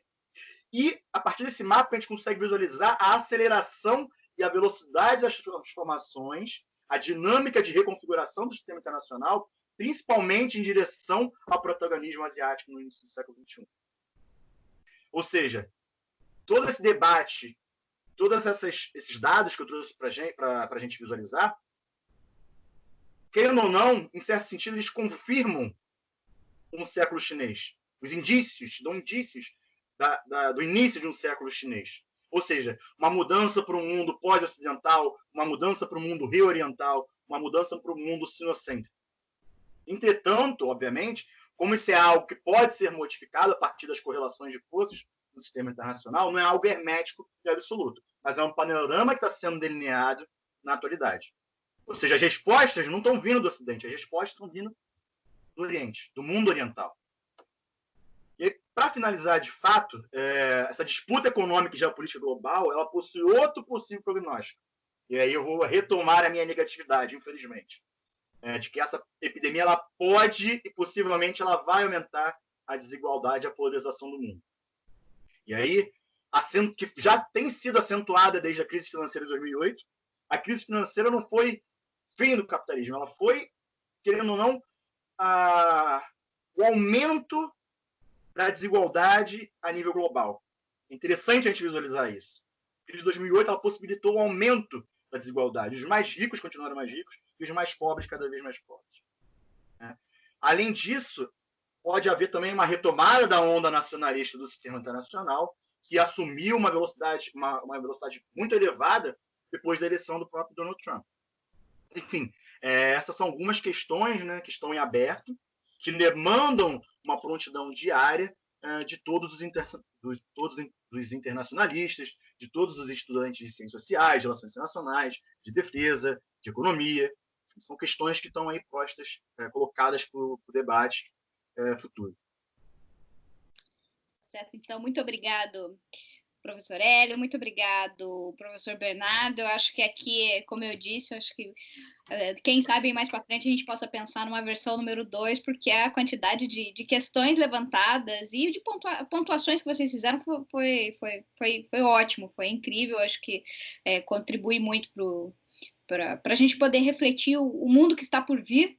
Porque, na verdade, é isso, é um novo mundo que está por vir e a gente precisa, né, começar a pensar estratégias para esse novo mundo, né? Agradecer novamente, então, aos professores pela participação e reforçar que esse debate é possível graças às pesquisas desenvolvidas nas nossas universidades e institutos de pesquisa, que são públicos, gratuitos e de qualidade. Né? Graças a esse espaço universitário é que a gente consegue desenvolver as nossas pesquisas, as nossas reflexões sobre, como eu disse, o mundo que está por vir. Muito obrigado, professores. E chegamos ao fim, então, a mais um seminário virtual do IRIDE. Até o próximo seminário virtual. Um abraço.